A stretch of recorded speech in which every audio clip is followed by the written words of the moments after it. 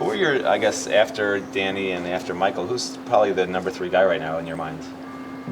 Lapori's going to pitch the opening game. Oh, you already know that, okay. Yeah. I'm not supposed to tell anybody. We'll keep it secret, you promise. Keep it secret. Yeah, I know. You guys have done that to me. You guys have done that to me before. Why did you decide on him? Well, he's pitching better than anybody right now, plus he's rested. You know, this last weekend thing, where you play Thursday, Friday, Saturday, and then the tournament moves up and starts early. You're already moving, you're pitching up Thursday, Friday, Saturday from the week before. And then you move it up 2 more days for the tournament. Then it kind of puts like the guys that threw Saturday to pitch Saturday can't pitch Wednesday. So then you decide, okay, well, who's your other guy? And Lapori's 8-0, and he's an obvious choice to pitch that game. He's rested, and then we go with our other guys.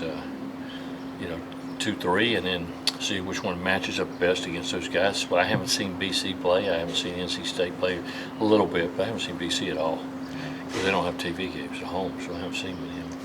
And so we'll watch them play tomorrow and see who we get to play against. So when you say you go 2-3, you're talking about the second game will be your second starter, the third game will be your third starter. Okay. Yeah, not necessarily that there are 2-3, but two. Right, but as you've been using them Saturday, Sunday, yeah, okay. Right, but you can't bring on the matchup. You can't bring those guys back on. You can't really bring those guys back. And the obvious guy to bring back first, of course, is Garcia, because we only threw him 3 innings. We had the ACC locked in after that first win at Florida State, so we're ranked in the top 5 in all the polls, top 3, whatever. And so it was pretty obvious that we get we took Danny Garcia out after 3 innings, 50 pitches, to get him ready for the tournament. And whereas if we had tried to go as long as we could go with him, then he may not have been able to throw, early in the tournament and not be able to come back to Friday or something. So it affects your rotation. I don't think you should play double headers on the last day of the season going into the tournaments that's moved up to Tuesday or Wednesday. Jim, the ACC, what does it mean to you personally that your team is doing so well? You're going to host. You're going to be a top 8 seed. What's it mean? I mean, it means a lot because I talk about it from I think the first day in the fall about our goals, what our goal is, and our goal is to be in the top 8.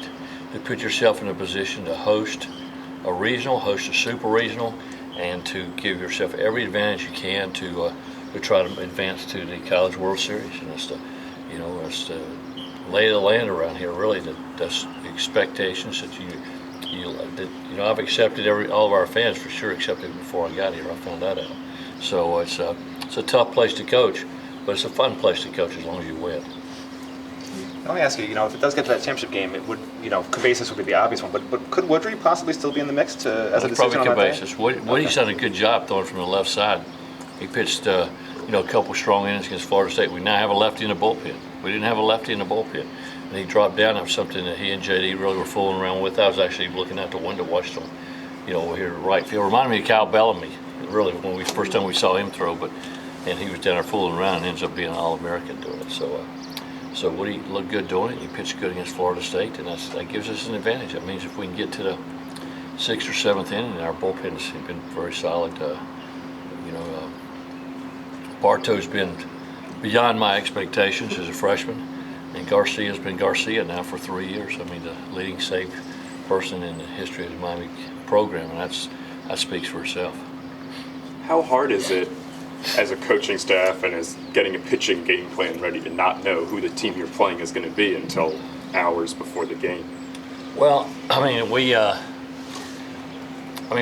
really our rotation almost makes out itself because of the fact that Metavilla pitched Saturday and probably shouldn't come back till Friday. Yeah, but or Saturday. Right.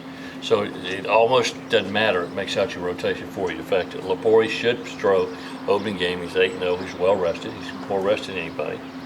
The next guy we took out was Garcia, who only threw 3 innings for a purpose, and to get him ready for the tournament. And then Metavilla threw 100 pitches on the day before. So really that kind of puts him in that Saturday spot.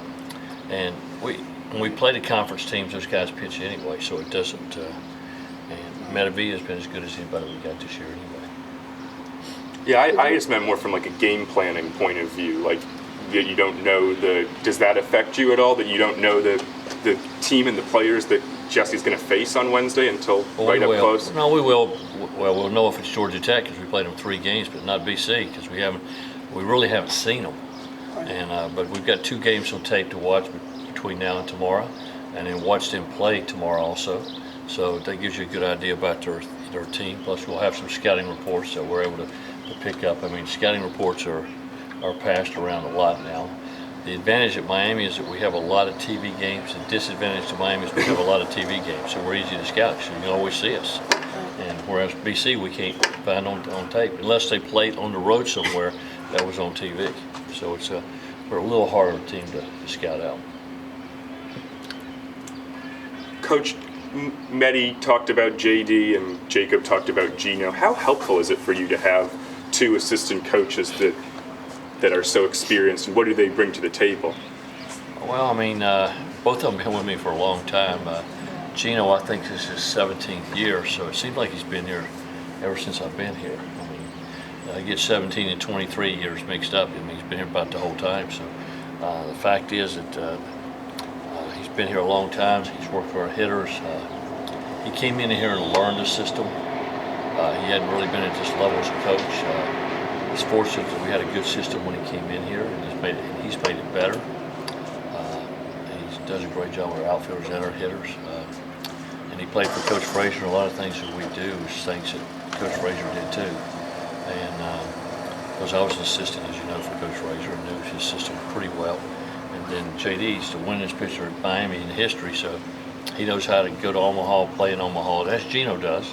Played in Omaha 3 times. So these guys, you know, between them and GM, when I asked them something, it was done yesterday. We've been together a long time, so normally everything, by the time I think of it, it's already done. And so it's a great thing, and both of them have a great rapport with the players. Is there a secret to being able to keep that staff together for so long? Yeah, have wives that are Latin, and they don't want to leave Miami. Because I remember when I was talking to JD, he was still playing, and he was going to spring training, and I said, so JD, he was going to big league spring training in Texas. So I said, so when you finish playing, what do you want to do? He says, oh, I want to coach. I said, well, just understand, I'll always be there to help you. He goes, oh, I got to coach in Miami because my wife's not leaving Miami. He said, we're Latin. There's no way we're leaving Miami. And I said, well, it kind of limits the opportunity there. This is in February, and we're talking, standing right there by the dugout, and we're laughing and talking about it. And in March, he's my pitching coach. Came right out of spring training, big league spring training, and he comes in, and the next day we leave to go to Tennessee. He didn't know our signs, so we got the backup catcher helped him with the signs. He's calling the pitches, and we sweep Tennessee on the road, and everything's been good since then. So both guys, I'm very lucky to have them, and Lopez has come in and done a tremendous job this year as a first-year coach with Zach Collins. Zach's made great improvement. I mean, I think that my vote, without question, was and is that Zach Collins should be the player of the year in the conference. Who is the coaches that vote, and that's it? Coaches Head coaches? vote. Yeah, head coaches vote. Each program has 1 vote. So we vote, and my vote is Zach. Of course, my vote last year was for David Thompson too. So, you know, it's which I thought most guys should win it. And Why do you think Zach should win? he's had a great year. And every coach in the conference respects him. He's been walked 62 times. I mean, so they pitch around him, or most of the time they don't even pitch around him. They just stand up and walk him intentionally. And so he's been there. But the real strides he's made is catching. To help Lopez, Coach Lopez, and he's come a long way. So probably made himself a first rounder. How tough is it to be that patient? I know he has great eyes at selecting the right pitches and stuff, but You're talking to the wrong guy. They never pitched around me. How tough is same it thing to happened in shoot? high school to him. To be honest with you, Right. same thing happened in high school. He walked like every other bat in high school, and so he didn't get pitched to. So coming to here, he already had a very sound philosophy as far as hitting is concerned.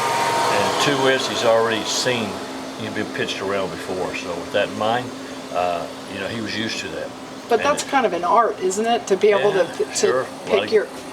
Yeah, Yeah. it is. It's a credit to him that he's going to make them pitch. And that one of the great things that happened this year is when I moved Lopez into that fourth spot. Because Lopez has probably hit 500 since he was moved into the fourth spot, knocked in runs and got big hits. He's leading the team in game-winning hits since I moved him in the fourth spot. And then Johnny Ruiz has had a super year behind him, so you can pitch to any one of those three guys, and they've been very, very tough.